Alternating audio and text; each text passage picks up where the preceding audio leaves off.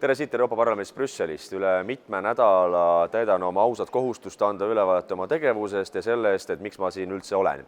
On 1. märts 2023 ja umbes täpselt 96 tundi praegusest hetkest on jäänud selleni, kui lõpeb valimisprotsess Eestis ja loodetavasti Eesti saab taas korraliku valitsuse, kus valitsuses on ka Konservatiivne Rahvaerakond. Ma väga siiralt loodan seda. Kuid ma ei tulnud mitte selleks siia Brüsselisse, et rääkida ainult Eesti valimistest, vaid ikkagi sellest, et miks ma olen siin Euroopa Parlamendis. Viimased paar nädalat ma ei ole Brüsselis käinud. Põhjus väga lihtne, on valimiskampaania olnud ja ma olen pidanud tegema mingeid valikuid lihtsalt, et kas osaleda mõndadel kohtumistel siin Brüsselis ja komisjoni istungitel või veenda valijaid Eestis hääletamaks konservatiivide poolt, et saaks ikkagi Eesti päästetud. Kuid kuna nüüd täna ja eile olid väga olulised komisjoni istungid, kus ma pidin lihtsalt osalema, siis ma pidin tulema Brüsselisse siia esmaspäeva õhtul, üleeile õhtul, et osaleda eelkõige väliskomisjoni istungil, põhiseaduskomisjoni istungil ja ka julgeolekukomisjoni istungil, kust ma just praegu jooksuga tulin. Nii et on olnud sellised tihedad programmid komisjonides, aga juba homme hommikul ehk neljapäeva hommikul 2. märtsil lendan ma tagasi rõõmsalt Eestisse, Tallinnasse, et siis veel Järva ja Viljandimaal teha veel viimased ponnistused ja pingutused enne valimispäeva õhtut. Kuid rääkides komisjoni istungitest, et mis on siis siin nii väga tähtsat olnud, alustuseks hääletused. Et eile hommikul, teisipäeva hommikul olid mitmed raportid hääletusel, kus ma pidin osalema. Näiteks väliskomisjonis oli hääletusel raport, mille koostajaks oli Urmas Paet, teine Eestist valitud saadik, kes on küll Reformierakonnast ja kuulub liberaalsesse gruppi ja nagu kombele kohaselt, siis liberaalid üldiselt tahavad suurendada alati Euroopa Komisjoni mõjuvõimu, tsentraliseerida poliitilist ühendust ja anda rohkem liikmesriikidelt, sealhulgas Eestilt, võimu ära. Ehk siis iseseisvat otsustusõigust loovutada ära suurele keskusele. Ja täpselt sellest rääkis ka see raport. Ehk siis raport rääkis Euroopa Liidu pikaajalisest välispoliitika suunast, et kuidas peaks olema välispoliitika siis juhitud Euroopas Brüsseli poolt, Euroopa Komisjoni poolt. Ja sellele raportile ma pidin loomulikult vastu hääletama, sest ma arvan, et igal liikmesriigil on omad huvid, oma nägemus välispoliitikast, ka julgeolekuküsimused on väga erinevad sõltuvalt riikidest ja kindlasti see ei ole Eesti huvides, kui mingil määral otsustusõigust ka välisküsimustes läheb ära Eesti välisministeeriumist hoopis näiteks Josep Borrelli kätte, kes alles rõõmsalt mõned kuud enne sõda Ukrainas käis Moskvas sisuliselt peksa saamas verbaalselt. Nii et ma arvan, et kindlasti Josep Borrell ei ole parem välispoliitika esindaja Eesti jaoks, kui seda on Eesti välisminister või Eesti valitsus või Eesti parlament. Siis ma jooksin kohe põhiseaduskomisjoni istungile, kus ma olen asendusliige teatavasti, kus olid ka hääletused ja näiteks üks olulisemaid raporteid oli siis Euroopa Liidu ja Suurbritannia ehk Ühendkuningriigi vahelised suhted ja nüüd siis lõpuks vähemalt poliitiliselt kokku lepitud tingimused, mis see kokkulepe saavutati mõned päevad tagasi Suurbritannia ja Euroopa Liidu vahel. Seal muidugi Suurbritannia on teinud mingeid järeleandmisi, eelkõige just kaubandusküsimustes ja küsimuses, mis puudutab Põhja-Iirimaad ja siis suure reede rahu, mis sõlmiti 90-ndatel lõpetamaks siis konflikti Ühendkuningriigi ja Põhja-Iirimaa vahel. Ja ilmselgelt see raport oma sõnastuses oli nii Euroopa Liidu föderalismi kalduv, toonitades iga kolmanda lausega seda, mismoodi on kahetsusväärne, et ikkagi Suurbritannia lahkus. Mismoodi ikkagi me peame justkui tagama selle, et Suurbritannia ikkagi järgiks Euroopa Liidu reegleid. Ja puudub justkui nagu normaalne arusaamine, et Suurbritannia rahvas otsustas lahkuda Euroopa Liidust ja Brexit tähendab Brexitit, ehk siis kui tahavad lahkuda, see on vaba valik. Vaba valik on liituda Euroopa Liiduga ja vaba valik on ka sealt lahkuda. Aga loomulikult Euroopa Liidu föderalistid ja kogu see peavool siin Brüsselis mõtlevad, et tühja need referendumid, tühja need valimised, vahet ei ole, kes on kuskil riigis võimul. Nad peavad ikkagi tegema nii, nagu on parim Euroopa Komisjonile ja kõikidele föderalistidele. No ilmselgelt sellise raportile ma ka hääletasin vastu, vähemalt andsin oma vastu hääle. Seejärel oli väliskomisjonis siis jällegi Venemaa ja Ukraina teema, läbi veebi osales istungil Ukraina asekaitseminister, kes andis ülevaate siis sõjalisest olukorrast hetkel Ukrainas, toimus poliitiline mõttevahetus ja arutelu. Täna oli samuti väliskomisjoni istung, kus ma osalesin ja teemaks oli siis Hiina mõjutustegevus ehk siis eelkõige Hiina võimalik roll Venemaa abistamisel sõjas Ukraina vastu ja siis mitmed analüütikud olid kohale kutsutud, kes siis andsid erinevaid hinnanguid ja ennustusi. Ühest küljest võiks öelda, et Hiina tõenäoliselt ei lähe avalikult toetama Venemaad ja suuremahuliselt relvastust andma, kuna see mäng oleks juba liiga riskantne, kus Hiina kaubandussuhted ja majanduslik võimsus oleks väga tugeva löögi all rahvusvaheliselt ja ilmselgelt täna Hiina on tugev eelkõige tänu tugevale kaubandussuhetele Ameerika Ühendriikidega. Küll aga tõenäoliselt Hiina on juba andnud ja ka annab edaspidi nii-öelda varjatult sõjalist abi Venemaale ja ütleme nii, et mida rohkem see avalikuks tuleb, kui see tõesti on nii, seda loomulikult ohtlikumaks kogu olukord rahvusvaheliselt läheb, sest sellisel juhul, kui Hiina otsustaks mängida nende kaartide peale, et Venemaa võit Ukrainas on igal juhul vajalik ja Hiina on nõus riskima majandusraskustega selle tulemusel ja andma Venemaale relvastust, siis põhimõtteliselt me räägime ikkagi kolmandast maailmasõjast mingitel tingimustel, kui kaks maailma suurriiki on otsustanud ühiselt sõdida ühe Euroopa riigi vastu ja sellel ühel suurriigist ehk siis Venemaast rääkides on ambitsioon loomulikult mitte ainult Ukraina, vaid mitu teist riiki sealjuures. Ja lõpuks on Ameerika Ühendriigid, kelle huvidega Venemaa huvid põrkuvad väga selgelt.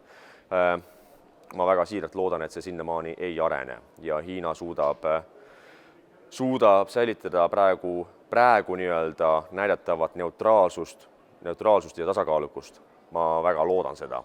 Aga meil tuleb alati olla valmis kõige hullemaks, kuid sealjuures aru saada sellest, et igasugune sõja laienemine on otsene risk eelkõige meile, sest meie oleme selle eesukse juures, selle naabri eesukse juures, kes täna on agressor ja kelle ambitsioonides loomulikult Eesti ei ole mingisugune sõltumatu suveräänne riik. Nii et need on need põhiteemad täna olnud siin viimase 2 päeva jooksul parlamendis. Just praegu ma tulin siis kiiruga julgeoleku- ja kaitsekomisjonist, kus ma olen meie poliitgrupi identiteet ja demokraatia poolt koordinaator, ehk see nii-öelda üks esindaja selles komisjonis, kes räägib läbi poliitgrupi nimel, kui otsustatakse näiteks päevakordasid, missioone, kuulamisi, arutelusid, mida korraldada.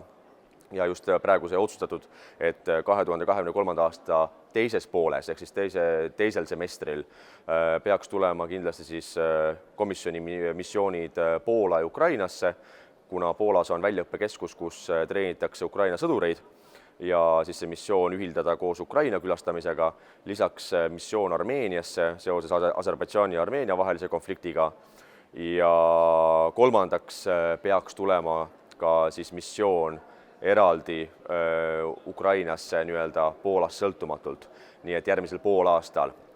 Lisaks peaks tulema kuulamisi, praegu see otsustatud, et kindlasti tuleb laua peale jällegi Hiina küsimus, Hiina mõjutustegevus ka nii-öelda siis majanduslikult, eelkõige infrastruktuuri üles ostmise näol Euroopas. Kõige kurikuulsam näide on eelmisel aastal tulnud avalikuks info, et hiinlased ostavad suure osa Hamburgi sadamast ja Hamburgi sadam Saksamaal on Euroopa suurim kaubandussadam. Kuidas see mõjutab julgeolekut? Väga otseselt mõjutab.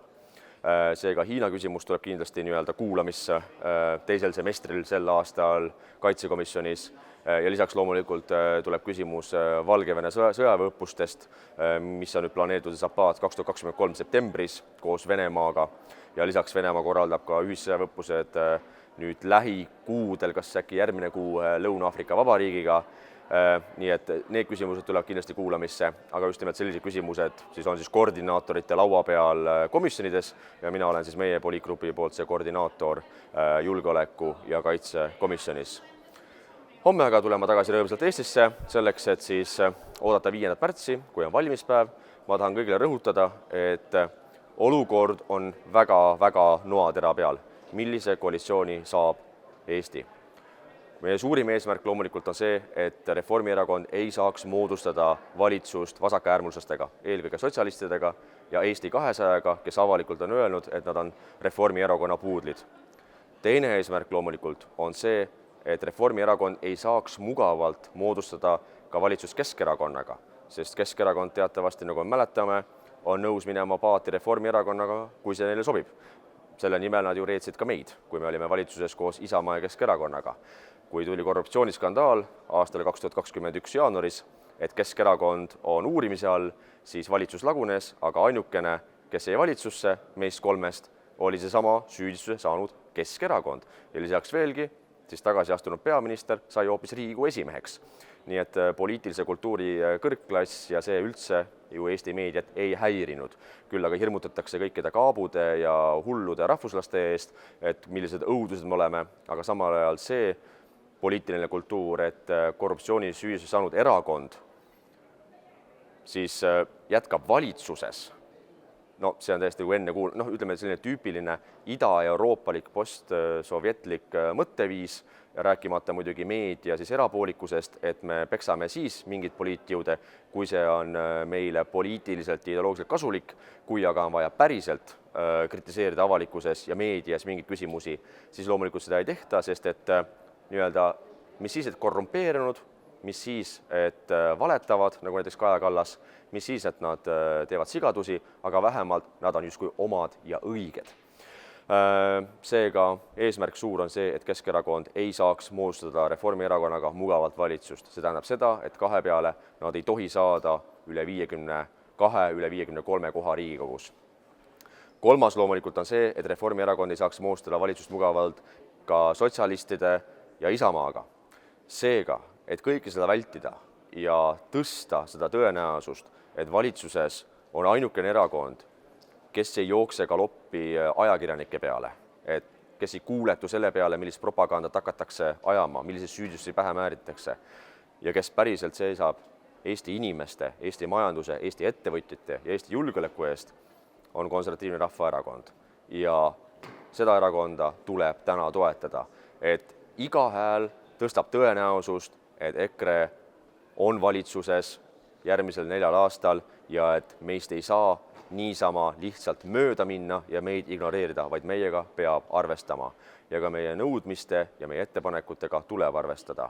Ehk et meie programmi tuleb ellu viia selleks, et alandada kütuseaktsiisi, selleks, et alandada toiduainete käibemaksu, selleks, et lõpuks välja ehitada 4-realised maanteed, mida on viimased 30 aastat lubatud, selleks, et investeerida kiiresti ja palju Eesti kaitsevõimesse, sest kui me oleme nõrgad ja kui me viivitame sellega, nagu täna Reformierakond teeb, siis nõrkus provotseerib vaenlast. Kui me oleme nõrgad ja me ise ei panusta maksimaalselt oma kaitsevõime arendamisse, siis just nimelt see provotseerib Venemaad oma hambaid teritama meie kallal.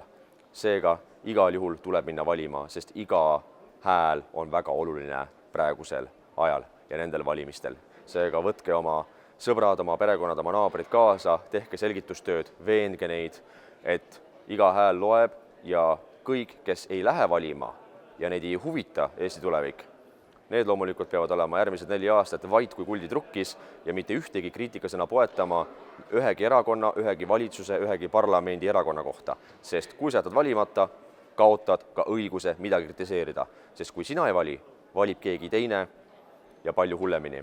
Seega igaüks peab minema kindlasti valima ja toeta just nimelt konservatiivide kandidaati oma ringkonnas. Igas ringkonnas on meil häid kandidaate ja kindlasti nende hulgast leiab inimese, kes teile kõige rohkem meeldib. Ja seepärast on ääretult oluline minna igal juhul valima, sest kui sina ei vali, valib keegi teine. Ja kui sina ei vali, siis puudub sul õigus ka kritiseerida ükskõik millist otsust, ükskõik millist hullumeelsust, mida tulevane valitsus hakkab tegema. Sest kui sa ei vali, siis sa ei täida oma kodanikukohustust ja sa oled otsustanud ennast välja lülituda kogu avalikust elust, poliitilistest otsustest, kõikidest maksutõusudest, kõikidest külakoolide kinnipanekust. Kui valima ei lähe, siis puudub moraalne õigus kritiseerida. Seega mine igal juhul valima. Veena oma sõpru, tuttavaid töökaaslasi minema valima 5. märtsil ja toetama kandidaati konservatiivide reast. Igas ringkonnas on meil väga tublisid inimesi ja kindlasti nende hulgas just nimelt see keegi Konservatiivse Rahvaerakonna nimekirjast, kes on sulle sobilik kandidaat. Seetõttu kohtume juba nädala pärast siit Brüsselist Euroopa Parlamendist ja loodetavasti järgmise nädala videokokkuvõttes saame kõik rõõmustada ja šampanjapokaale kokku lüüa ja tähistada, et järgmist valitsust ilma konservatiivideta on võimatu teha. Olge tublid ja olge terved ja näeme taas!